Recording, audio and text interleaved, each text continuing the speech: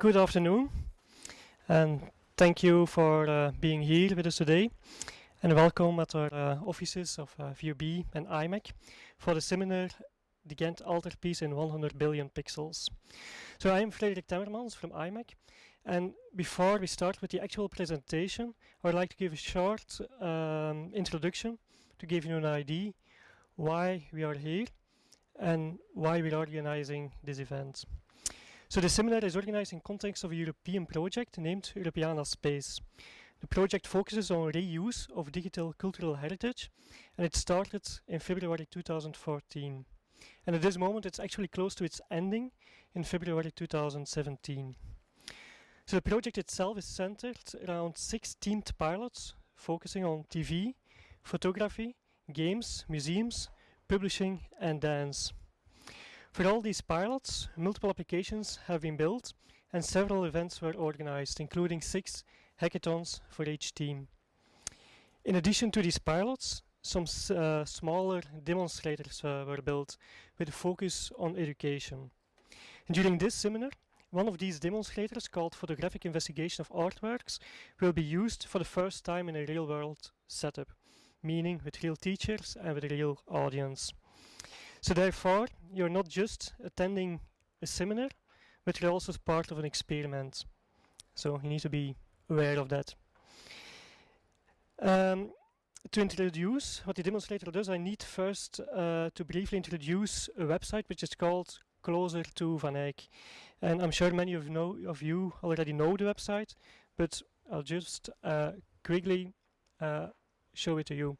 So Closer to Van Eyck is a website which provides access to high resolution images of the Ghent Altarpiece in different modalities: visual light, infrared, reflectography and X-ray. In total, the website contains 100 billion of pixels of image data, explaining the title of the seminar. So for each of the panels, you can click on it and zoom into it into great detail. So, as you can see, or if you know the website, I'll not go in too much detail on it, so you can still visit it at home if you want. But the website in itself already provides a tremendous tool for educational purposes, be it for teaching about art history, painting techniques, or even image processing. However, while teaching, it is not convenient to continuously navigate the website from one place to another. And that brings us exactly to the aim of the demonstrator. Can we make image data accessible to teachers during a lecture, but in a much more convenient way than browsing the website? The result is a presentation tool which is somehow similar to PowerPoint, but centered around an interactive viewer, providing exactly the same functionality available on the website and even more, but without the hassle of ad hoc navigating around on the website. How it works in practice and whether it does indeed provide an added value for a seminar, that's what we will learn today. So as you probably noticed, this event is being recorded, and because of the international European nature of the project, talks will be bilingual, switching between French and English. So questions can be asked after the main presentation because of the video recordings. So one final note before giving word to Bart, Fransen and Valentine Hendriks. So please feel free to tweet about this event and share your experience using the hashtag Van Eyck and mentioning the project at europeana-space. So enjoy. Thank you.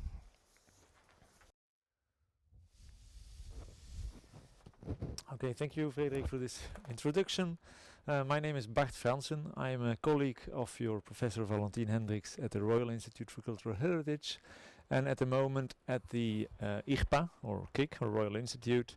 Many of our colleagues are dealing with the Ghent Altarpiece research in terms of chemistry, laboratory, art history, and of course restoration. Now, first let us deal with art history. The Ghent Altarpiece by the brothers Jan and Hubert van Eyck is without any doubt the most debated work of art in the art history of the Low Countries. Many questions are still open for discussion about the authorship. We know that Jan and Hubert participated, but also probably other assistants. We don't know exactly its original destination, although in 1432 it was already in the Veit chapel. People discuss also the original display, the original setup of the altarpiece. Historians are also discussing still the overwhelming iconography of this work of art. But although the discussion on many topics goes on, everybody agrees that this work of art takes a crucial place in art history of the Western countries in general. And why? And for this we have to take into account, as for every work of art, the time in which this was created. So by the inscription on the lower frame, as we will see later on, we know that it was finished about 1432. And among all your art history courses, you need to forget all the painters and all the artists you know of after 1432. So forget about Rubens, forget Dürer, forget Velázquez, and try to imagine what was made before 1432. And we know very little about the artists who were working before Van Eyck. Of course, research has been done to know a little bit about the sources Van Eyck took as a source of inspiration. But even then, we know that Van Eyck did not completely start from the scratch, but even then it is astonishing that such a work of art could have been created at that time. It looks as if this painting is the apotheosis of a long tradition of a pictorial school in the Low Countries, but it's in fact just the beginning of the so well-known Flemish painting. So such a work of art had a huge impact on the viewer in 1432, but also in later centuries. Dürer came to Ghent, he has seen this work of art. It has been copied by Flemish artists, by many artists, or has been inspired many other artists all over Europe. And what is even more astonishing is that this radical, innovative blowout has never been exceeded in the following years, making this altarpiece still being astonishing and impressing today as it is before. Now, what we will deal with in this course are not all the art historical questions dealing with iconography, original destination, or patronage. What we will study today is how technical documentation on a high resolution can inform us about its state of conservation, but also about the technique that Van Eyck used, and about the way that this altarpiece was made. So I will give first a short introduction about the altarpiece itself, basic data, and together with my colleague Valentine Hendriks, we will go through the different layers of the painting, starting from the wooden support, through the preparation layer, the underdrawing, the paint layers, and then at the end I will make a small conclusion or a kind of epilogue about what the future website will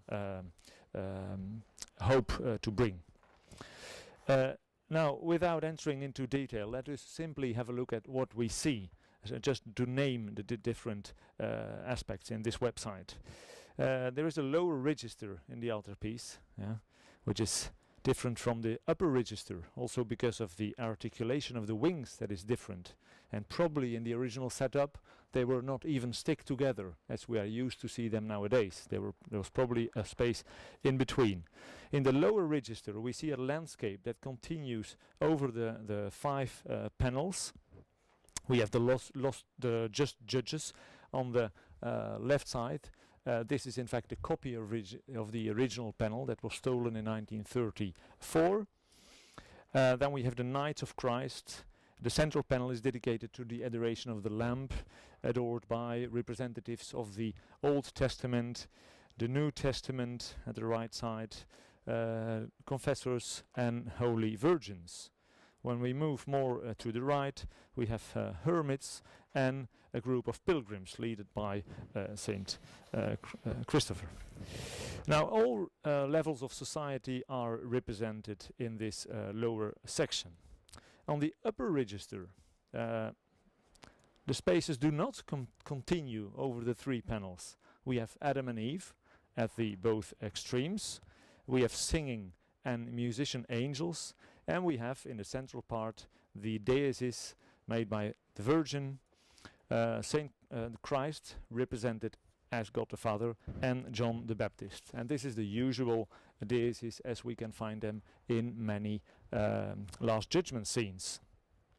Now, when we close the altarpiece, there's a complete different display also of colors. So we move to much more earthly colors, much less paradise as the heavenly Jerusalem as we have seen on the inner side. So we move more to the earth, where we have prophets and sibyls in the upper section, represented in niches, and they announce, of course, the coming of Christ, and they announce the new Jerusalem that is seen when the altarpiece is opened. In the middle section there is an Annunciation scene in a contemporary 15th century bourgeois interior, which is quite innovative for that time. Here we have a space that is connecting the 4 panels together, which is different on the other side. That is important to take into account. And then in the lower section we see the donors, Jos Veit and Elisabeth Burlut, and 2 statues of Saint John the Baptist and Saint John the Evangelist. The reason why these both saints are represented here is because in origin Saint-Bavo Cathedral was not dedicated to Saint-Bavo, but Saint John the Baptist was the patron saint, and Saint John the Evangelist is the author of the Apocalypse, the source of inspiration for the iconography, the whole program of the altarpiece when opened. Now it is on this lower section, and I will move to the next slide, where in 1824 a crucial inscription was discovered during a restoration treatment. And on this slide, you take into account that these images are all taken before restoration. You can't nearly see any inscription. And that is why transcription of that quatrain was quite hard. Hugo van der Velde made one, and he published that in 2011. That was also before the restoration, so little decorative elements on the fonts can be different now than his transcription. But this crucial quatrain gives us the most important data about the painting, because no other document is known about his commission. There's no invoice, no original documentation is left about the original patronage. But this inscription says the following: Painter Hubert van Eyck, greater than whom none has been found, began this weighty task, which his brother Jan, second in art, Johannes Arte Secundus, which is quite remarkable, Jan, second in art, completed. And he completed this at the request of Joost Veit, or Judocus Veit. And with this verse, on the 6th of May, he places what has been done under your protection. That is the last sentence. As with all the rest of the altarpiece, I already said, also this quatrain is subject of debate, of many discussion, also of translation, which is not always easy. But in any case, in this last verse, we see in red some letters that are in fact Roman numerals, and if you make the sum of all these Roman numerals, you come to the year 1432. So with this inscription we have the basic data of this painting. Finished by 1432, ordered by Judocus Veit, and painted by Hubert, and then Jan. Hubert, who died in 1426, so there must have been 2 phases of execution of this altarpiece. If Hubert died in 26, the altarpiece was started in the 20s. And Jan van Eyck, who is much more known and much better documented than the unknown Hubert, he was first working for the Duke of Burgundy, and he lived in Lille, and then he moved to Bruges, and it's probably in Bruges that he was asked to finish this altarpiece in a second phase. Finishing it which was probably done by the 6th of May 1432. Now with the last sentence that he or it asks us to protect this work of art, the colleagues of our Royal Institute for Cultural Heritage have taken this quite literally, because in 2010 the Institute made a profound study of the state of conservation of that altarpiece.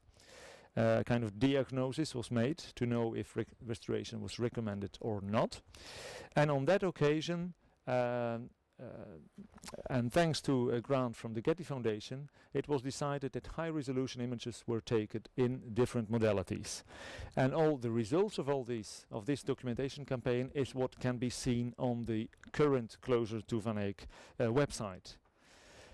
On that occasion of the study, they also made little cleaning texts to know what is below all these layers, sometimes of yellowish varnish, but layers that by some colleagues at that time were still called patina of the time. Now, if in small cleaning tests, and we zoom into this very nice cloud, they took off this patina, which in fact is a very dirty varnish layer, they discovered that sky was not grey in Flanders at that time, but there was a blue sky. With these examples in mind, they decided to start restoration, and the restoration campaign started in 2012 in 3 phases. First, the exterior of the wings, then when the altarpiece opened, the lower register, and in a 3rd phase, the upper register.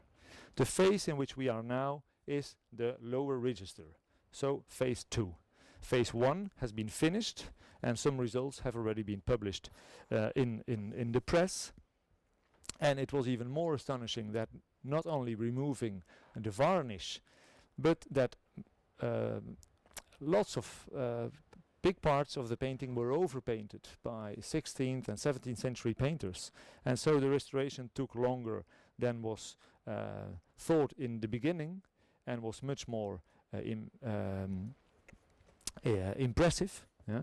But the layers of Van Eyck were in such a good state of conservation that they decided to remove all the other layers.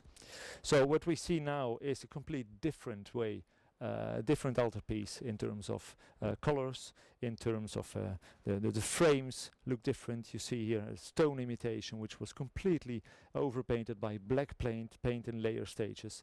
The stone imitations of both grisailles, both St. John's, is overwhelming. It's completely different than in the start. You even see little traces of marbling, so it's not a grey limestone from here. It suggests marble or alabaster, and details like the drapery of the donor is and also the colors is completely different. So in some way, art historians were much surprised to see these overlayers, and in some way the visual study of the altarpiece needs to start over again from zero. And that's why we also hope that this mass of documentation on that website close to Van Eyck will invite all scholars and students to participate in this comparative research. Now let us go through this painting in terms of technical documentation, and then of course we start with what is now online already, that you can consult at home. Have a look at the support in the beginning, and then we will gradually move to the different layers, ending with different painted layers. As we know, for Flemish painting it's quite common to paint on wooden panels. In this case the wood is coming from the Baltic region, wooden oak panels, which was quite common. But we have to take into account that for the Ghent Altarpiece, all different panels, that not all the panels have had the same material history. So the central panels, for example, God the Father, Virgin, St. John, and the central adoration of the Lamb were taken after the French Revolution by the French, and they were conserved at the Louvre. They came back in 1816. But in 1816 the wings have been sold to for sale, yeah? And they ended up into the collection of the King of Prussia, and they ended up in the Berlin Museum, the Gemäldegalerie. And that is where these panels were sewn in 2 parts, and they were cradled, and that is the system of horizontal and vertical bars that you can see at the back side. You see this here for the singing angels. Yeah. So that different material history has to be taken into account. Uh, these panels came back after the First World War, so they have been nearly a century in Germany, and they have undergone other restoration treatments than the other panels. And then there are still the panels of Adam and Eve that were sold in 1861 to the Belgian state, and they were conserved at the Musée des Beaux-Arts here in Brussels. Analyzing the support with X-rays, one also has to take into account that the X-ray goes through the panel. So you don't analyze the surface only, you analyze the wooden support, and you see both sides of the panel on the X-ray. And that is because the X-ray film or the digital plate is placed on the surface of the panel, and the X-ray beam below is projecting the X-ray. And that's why the result of this image is a 1-to-1 scale image of the painting, in which all materials that absorb the ray, so heavy metals, lead white, other heavy pigments that are used in different colors, in different paints, they will appear as light areas. And the elements and materials that absorb little radiation, they will appear as dark areas.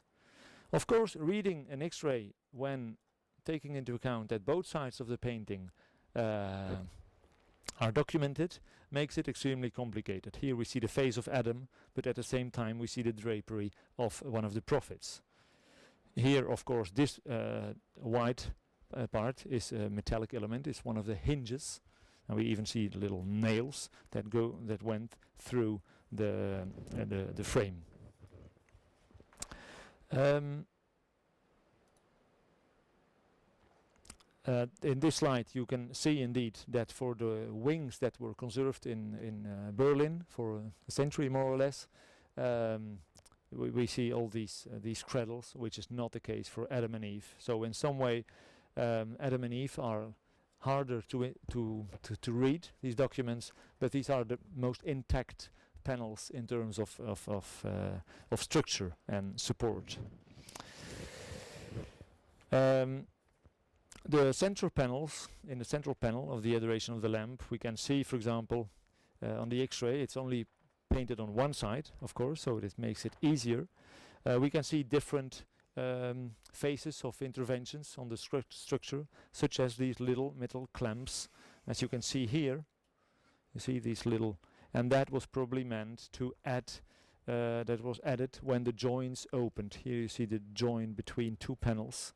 Yeah, and that was added by a little clamps at a certain moment, maybe after 1822, when we know that there was a fire in the church.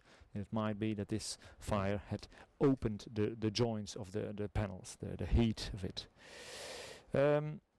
We also see plans of wood, yeah, with 6 nails through it that have been added in the 1861 or 1875 treatment. That was a period in which screws were very often used. You can see this in high resolution. And then at a much later stage you have these wooden blocks that were added in the 50s of the 20th century by colleagues of the Royal Institute to reinforce the structure of the panel. But if we go closer, you also can see the original dowels. And here you see, for example, this hole. Yeah, here is a hole. Can you see this? I see it better on my screen than it's over there, but you need to consult it at home. You see original dowels that had the function of to stick the panels together when they were glued. Another example is the panel of St. John the Baptist that suffered quite some damage when it fell down once doing an operation in 1978, and in an area that was worm-eaten and in which the wood was not very stable, not very good, it broke, and that's why they decided to fill it up again from the back side with little pieces of wood.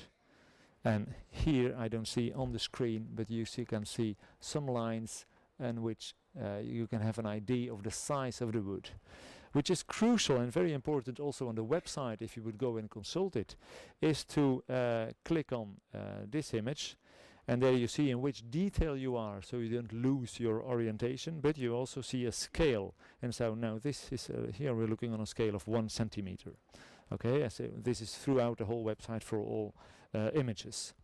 Interesting also in terms of X-ray analysis is that metal elements can be traced, like tin foil, for example.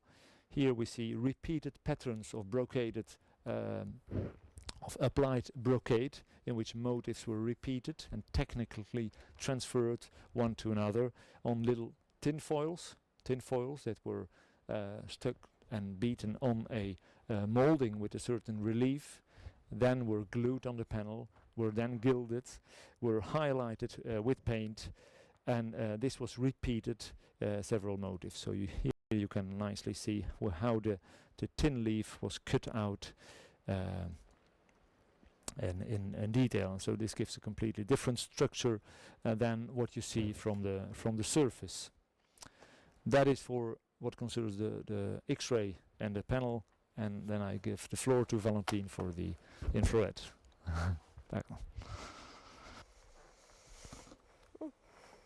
Alors, comme vient de vous l'expliquer en introduction mon collègue Bart Fransen, on a vu que l'on sait, grâce à la présence du 4-1 au revers du panneau, qu'il y a au moins 2 mains qui ont travaillé sur ce polyptyque. Il y a Hubert Vanet qui a commencé le polyptyque et Yann qui a poursuivi le travail. Alors, il est clair que dans ce genre d'œuvre de si grande dimension, il n'y a pas seulement les maîtres dans l'atelier qui travaillaient, mais également des membres de l'atelier, des assistants, des collaborateurs qui ont aidé à la réalisation d'un si grand polyptyque. Et on va voir tout de suite que l'examen en réflectographie dans l'infrarouge du polyptyque de l'agneau mystique, qui nous permet donc d'examiner le dessin préparatoire, le dessin sous-jacent du polyptyque, il montre des différences au niveau du style, du style du dessin, de l'écriture du dessin dans les différentes parties du retable, et aussi toute une série de modifications, soit de repentir, de petites modifications, soit de changements de composition. Le plus célèbre changement, sans aucun doute, il a pu être observé dans la scène de l'Annonciation que vous voyez au revers ici en réflectographie dans l'infrarouge, et je vous en montre tout de suite un détail. Le plus célèbre changement, il a lieu évidemment dans la représentation de l'architecture dans laquelle se déroulait la scène de l'Annonciation. Alors, comme on peut le voir très très bien ici, on voit très bien que dans une première phase du dessin, le peintre avait prévu de représenter la scène dans un intérieur d'église, comme c'était le cas traditionnellement à l'époque. Et puis, il y a eu un changement pour situer plutôt la scène dans un intérieur bourgeois contemporain du spectateur du XVe siècle. C'était donc quelque chose qui allait dans le sens de plus de modernité de la part du peintre, de la part de l'auteur de ce changement. Alors, ce changement de composition, puisqu'ici on peut parler de changement de composition, on l'avait déjà découvert en 1953 au moment des premiers examens en infrarouge du tableau dans le cadre de la première restauration de l'agneau mystique qui avait lieu aussi, qui a également eu lieu à l'IRPA. Et ça a été publié en 1953 dans l'ouvrage qui a suivi la première restauration du polyptyque, l'agneau mystique au laboratoire.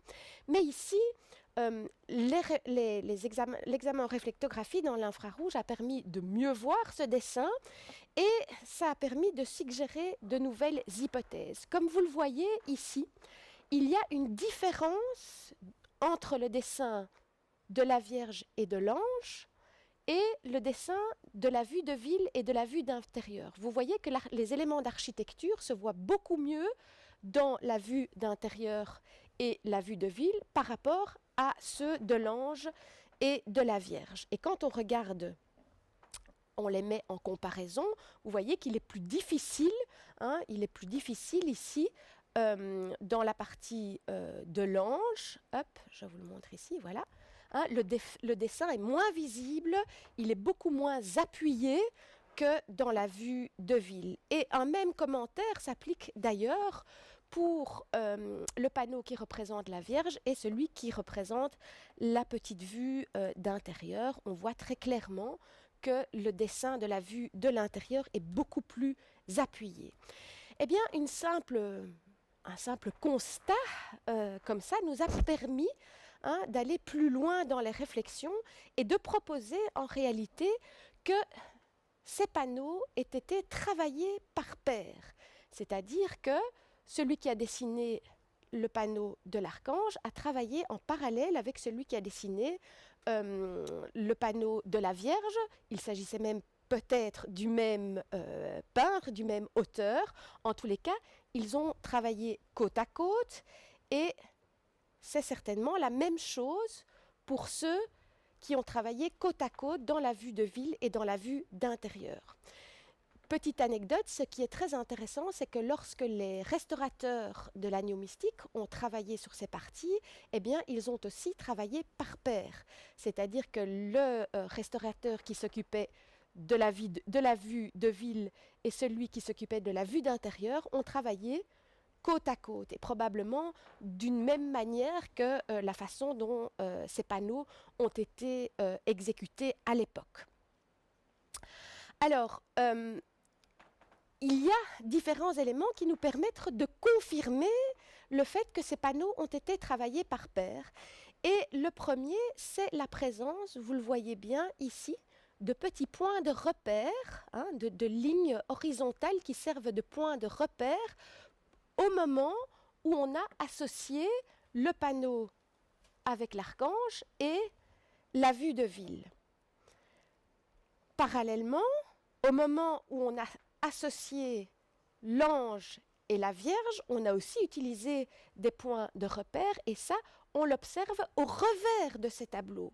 Puisque au revers du tableau de la Vierge, on a la représentation des anges musiciens et vous voyez ici des petits traits dans le carrelage, dans le dessin préparatoire du carrelage, qui montrent que c'est ce panneau-là qui a servi,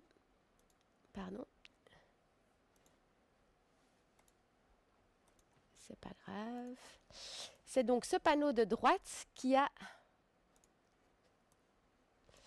servi de point de repère. Je vais peut-être repasser par là parce que voilà, je crois que je ne vais pas aller plus loin. On voit très bien ici qu'on a insisté sur les traits et que ce sont ces traits ici qui ont servi de point de repère pour tracer le carrelage de l'autre panneau qui représente cette fois les anges chanteurs et qui est donc le revers de l'archange Gabriel.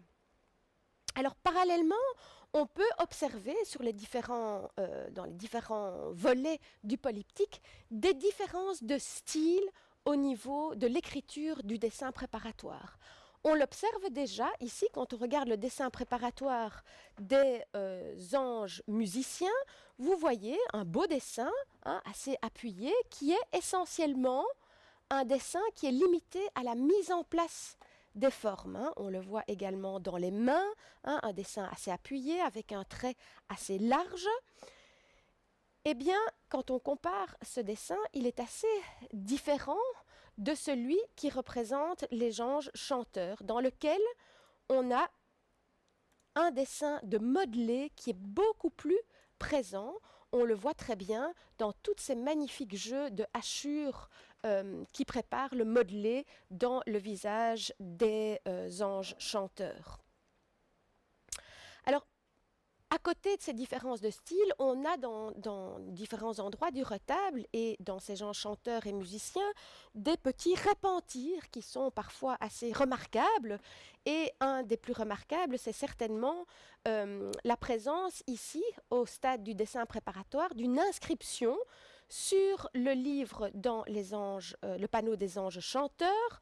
Vous voyez ici très clairement une inscription qui disait Eterna Sapientiae et qui a été abandonnée.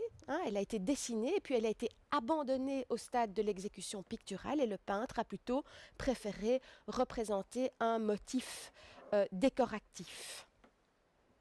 Alors un autre changement assez notoire, assez remarquable, c'est le changement qui a lieu dans les mains de l'ange qui joue au clavecin.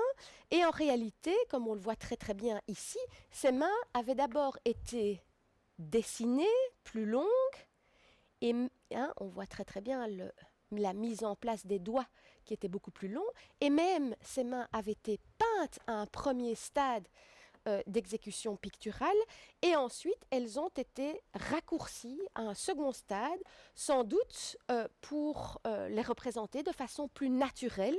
On sent d'ailleurs ici, dans la partie peinte, on sent le reste d'une première couche picturale de ces doigts qui étaient représentés plus longs à un premier stade d'exécution picturale. Alors, par rapport au dessin préparatoire que j'ai pu vous montrer, notamment dans les anges chanteurs et les anges musiciens, où on a déjà vu des petites différences, on voit encore des différences plus marquées dans les deux très célèbres panneaux, je dirais, d'Adam et Ève. Là, on voit un dessin préparatoire absolument remarquable. Pourquoi remarquable? Parce que c'est un dessin extrêmement réfléchi dans la manière dont il situe les ombres dans le modelé des carnations, et aussi extrêmement libre. Je vais vous montrer maintenant quelques détails où vous voyez cet extraordinaire dessin, vous voyez ces jeux de hachures, on sent une liberté dans l'écriture et une souplesse dans le trait. Regardez les nombreux changements pour positionner les mains d'Adam, et ici, regardez ces zones d'ombre qui sont même encore un peu accentuées par la présence de l'avis pour bien préparer les ombres qui serviront au modelé des carnations. Vous voyez encore d'autres petits changements dans les mains ici d'Adam, et vous voyez toujours ces hachures avec ces jeux de la vie pour indiquer les ombres portées dans les jambes d'Adam. Et on trouve un même dessin aussi fouillé, aussi réfléchi, aussi, j'ai envie de dire, aussi génial dans sa mise en place dans le personnage de Ève. Regardez, de nouveau, on retrouve ces mêmes lignes, ces mêmes jeux de hachures très souples, très libres et préparant extrêmement bien les modelés. On le voit bien notamment dans le visage, et on voit aussi ces lignes de mise en place ici dans le contour du visage, une ligne assez épaisse, au tracé assez épais qui suit tout le contour du personnage. Alors, il faut savoir que traditionnellement, ces panneaux d'Adam et Ève ont été attribués à Jan van Eyck. Et ils l'ont été attribués notamment à cause de l'exécution picturale. Et on va faire d'ailleurs maintenant un pas, on va abandonner le dessin préparatoire pour passer à l'étude des couches picturales. Et on va voir ensemble tout de suite qu'on comprend pourquoi ces deux panneaux ont été à l'unanimité attribués à Jan van Eyck lui-même. D'une part, par le caractère assez novateur de leur présentation, je mets un peu de plus loin, mais vous voyez qu'on a vraiment deux personnages nus qui se dégagent dans une niche avec des effets de trompe-l'œil, notamment dans le pied ici d'Adam. Et puis, vous voyez une qualité d'exécution picturale, une qualité de modelé qui est tout à fait caractéristique des œuvres de Jan van Eyck lui-même. Ici, vous sentez les carnations sous la minceur des couches picturales. On sent très très très bien la clarté de la couche de préparation blanche, cette absence d'effet de facture, ce côté tout à fait lisse et cette impression de texture de la matière, de texture de la peau. Et puis, on voit aussi très très clairement un intérêt bien particulier de Jan van Eyck, c'est l'intérêt pour le rendu réaliste, presque illusionniste des éléments, et on le voit bien ici dans la représentation par exemple des petits poils sur le buste d'Adam, ou encore évidemment dans les magnifiques visages des deux personnages. Vous voyez ici dans l'exécution des cheveux et des barbes, on a une écriture extrêmement serrée avec une variété d'épaisseur de la touche qui est tout à fait remarquable. Ça vaut aussi pour le rendu des yeux, hein, avec l'aspect humide qui est ici marqué par un simple petit ray au clair dans l'iris du personnage. Et regardez aussi les sourcils. Je pense qu'ici on sent, grâce à ces images en macrophotographie, toute la qualité plastique de ces modelés, tout le rendu, la qualité du rendu illusionniste de ces modelés qui justifie l'attribution traditionnelle de ces deux panneaux à Jan van Eyck. Alors, il est clair que dans le retable, il y a d'autres mains que la main de Van Eyck qui sont intervenues. On l'a vu au niveau du dessin préparatoire, il y a déjà des différences de style, et il est clair qu'au niveau de l'exécution picturale, ça nécessite de pouvoir... il faut nécessairement essayer de faire des études comparatives pour voir si on peut retrouver la main de Van Eyck ou celle de son atelier. Mais c'est particulièrement difficile parce que, évidemment, il faut vous dire que dans cet atelier de Jan et d'Hubert Van Eyck, les assistants travaillaient à la manière du maître, c'est-à-dire qu'ils essayaient toujours, évidemment, d'imiter le style du maître. Et on va voir que dans tout le polyptyque, on retrouve des éléments tout à fait caractéristiques de l'art de Jan van Eyck lui-même. Et donc, c'est sans doute des éléments qu'il avait appris aux membres de son atelier. Une des premières caractéristiques que l'on retrouve dans toutes les peintures de Jan van Eyck, c'est l'intérêt pour le rendu de la lumière. Et on voit très très bien que dans tout le polyptyque, on a un intérêt particulièrement marqué pour le traitement de la lumière et sa réflexion sur les différents éléments de la composition. On le voit évidemment très très bien ici sur le panneau des Chevaliers du Christ, parce qu'on voit très bien les jeux de reflets dans les armures ou encore évidemment dans les boucliers des personnages. Mais on le voit tout aussi bien dans d'autres parties, comme par exemple dans les tuyaux de l'orgue de l'ange musicien. Eh bien, vous voyez très très bien qu'il n'y a pas un tuyau qui soit positionné de manière identique à la lumière. Il n'y a jamais de systématisme dans les œuvres de Van Eyck et de son atelier. On le voit ici à travers l'ensemble du polyptyque. Alors, on le voit aussi au revers très clairement, par exemple dans le panneau qui représente la vue d'intérieur, eh bien on voit très très bien l'intérêt pour le rendu de la lumière, que ce soit dans la bouilloire ou alors ici dans la petite aiguillère qui servait à mettre de l'eau. Vous voyez ici la façon, le peintre a situé la façon dont tombe la lumière sur les différents éléments, et c'est par quelques petites touches claires, quelques rayons qu'il va parvenir vraiment à structurer la forme. Alors, un autre élément particulièrement représentatif de l'art de Van Eyck et par extension de son atelier, c'est l'intérêt pour le rendu réaliste des éléments et notamment de la végétation.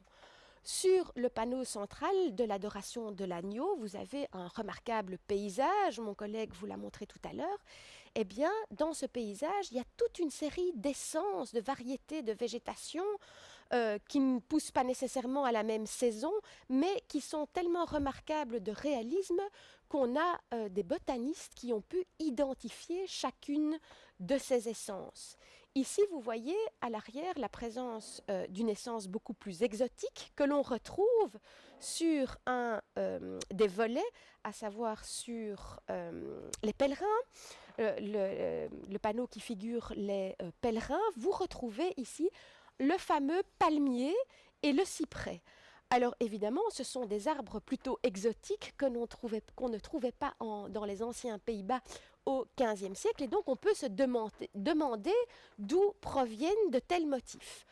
Eh bien, on sait que Jan van Eyck a dû rapporter des dessins, sans doute, de voyages qu'il a entrepris dans le sud de l'Europe, puisqu'on sait qu'il a suivi une mission diplomatique pour Philippe le Bon au Portugal, puisqu'il a peint un portrait de la future épouse de Philippe le Bon, Isabelle de Portugal, et c'est probablement à l'occasion de ce voyage qu'il a observé ce type d'éléments de végétation exotique. Alors, l'intérêt pour le rendu réaliste, on le voit aussi très très bien ici, dans le mouvement tout à fait extraordinaire de tous ces oiseaux qui sont si rapidement esquissés, regardés, vus en plongée, en contre-plongée. C'est absolument remarquable comment en quelques traits il arrive à situer la représentation de ces oiseaux qui virevoltent dans le ciel de manière extrêmement réaliste. Et enfin, un autre élément de technique d'exécution qu'on le retrouve partout dans l'ensemble du retable et qui est tout à fait typique de l'art de Jan van Eyck, c'est l'intérêt pour le rendu des textures, des étoffes. Par exemple, et en particulier, l'intérêt pour le rendu des étoffes de brocart, qui étaient ces étoffes extrêmement riches, qui étaient importées d'Italie.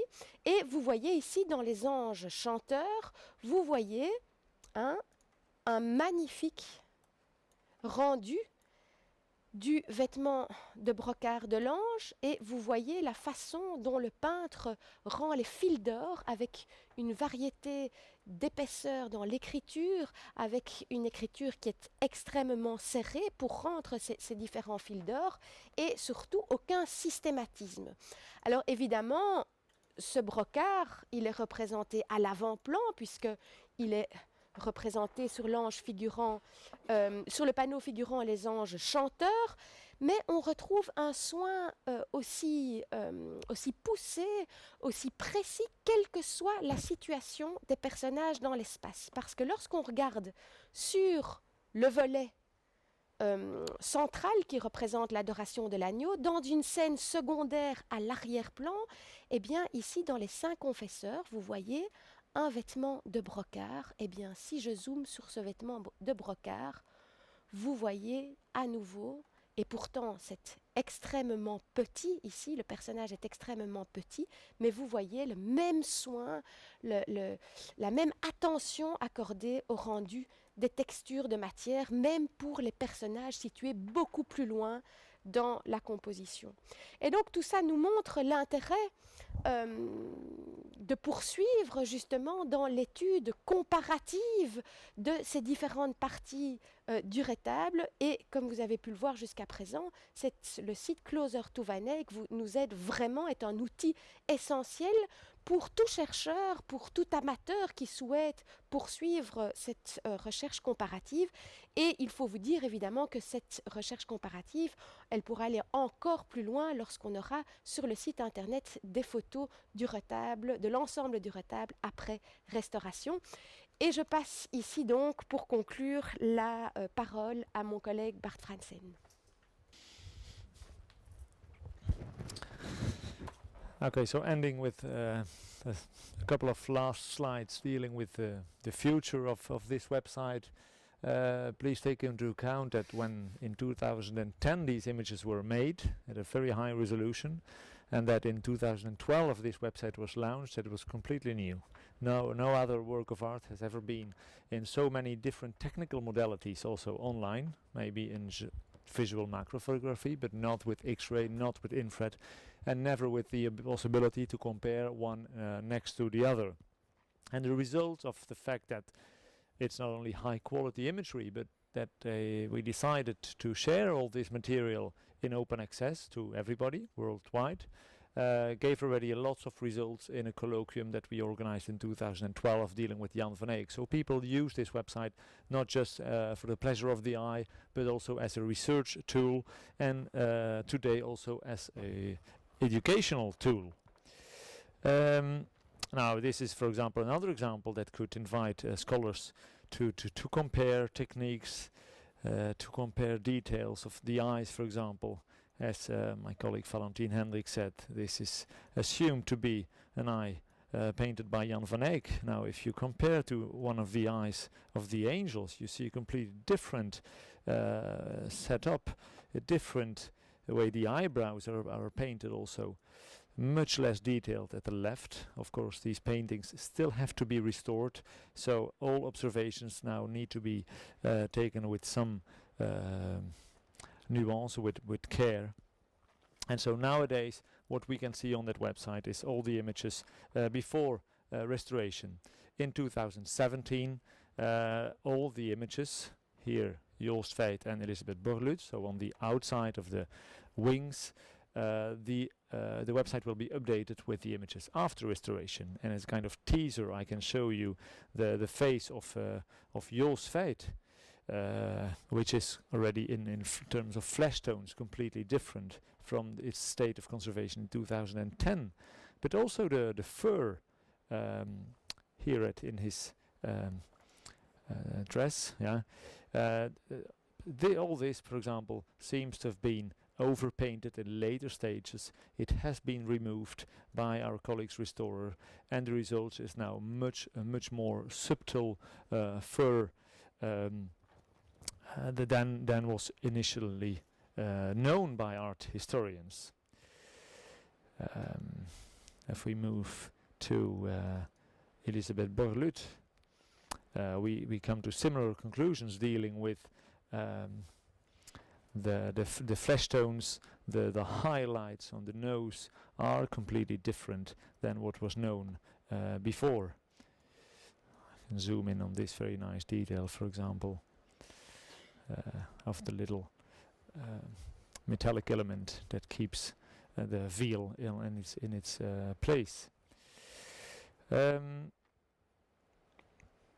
Now, in 2017, the website will also be enlarged with other data, namely the results from another research project that is called Verona. It stands for Van Eyck Research in Open Access, and it is a project in which we decided not just to document the Ghent Altarpiece, but also all the other works of Jan van Eyck in European collections with exactly the same equipment, the same distance, the same resolution, the same protocol, and all this with the idea of to be able to do comparative research, which still is the basis of every art historical research. Go and see and compare. The problem is that with Jan van Eyck, if you go to Ghent and you see the Ghent Altarpiece, you have to look upwards. It's very far, so there's nearly for analysis a better tool to use this Close to Van Eyck website, which is a privileged access to all these paintings in high resolution. But it has also the ambition to objectify comparative research in some way, because all these paintings, and I will show the ones that have been done in 2014 until last year, you will never be able to see all these paintings together in exhibition. There's no way that they will travel around in Europe. And so it will be a unique opportunity to be able to compare not only within the Ghent Altarpiece, Joost Veit before and after restoration, or in different technical modalities, but to compare the different patrons' portraits, as we can look into the eyes of the donors of Jan van Eyck and see paintings, compare paintings one next to the other, as you will never be able to do in an exhibition, and probably also as Jan van Eyck has never been able to do, because it's very probable that he has never seen all these paintings together. So that is the end of this presentation, and I would highly recommend you to go and consult the site, not just for the pleasure of the eye, but also for your own research. Thank you. So I really hope you all enjoyed the seminar, and more importantly, I also hope you have learned a lot of new insights on the Ghent Altarpiece and on Van Eyck in general. And in addition, of course, since it was also an experiment, I hope that you considered the tool for dynamic high-resolution based presentations useful and a practical addition for this kind of seminars, both from the perspective from the audience as from the perspective from the presenters. Since this is the first time we are using this, and still it's still a prototype, I would be grateful if you can provide us some opinions and feedback. And for this, we've created a short questionnaire. It's 9 questions to give you the opportunity to provide some feedback. This is an online questionnaire, so this link will be distributed via Valentine and Hendriks via the learning platform of the ULB. So in addition to the survey, the presentation itself is also online accessible. So if you want to go through all of the slides, all of the images, and browse through details at your own pace, you can do that as well. So we will distribute a link via the same platform. Also, as I've said in the beginning, so this is part of a European project, Europeana-Space. We have some brochures with more information on what we're doing. I'll distribute these so that you can, I'll give them first, so you can learn a little bit more about the other activities that we've been doing.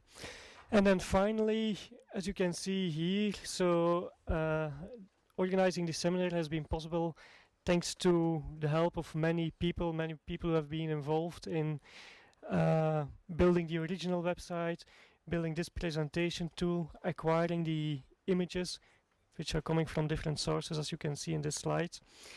But most importantly, I'm very thankful to Valentine Hendriks and Bart Fransen. They have spent a lot of time in preparing this presentation for them. It was also a new way of presenting, so let's give them a big hand.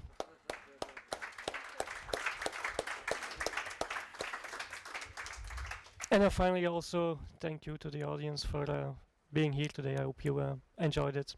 Thank you.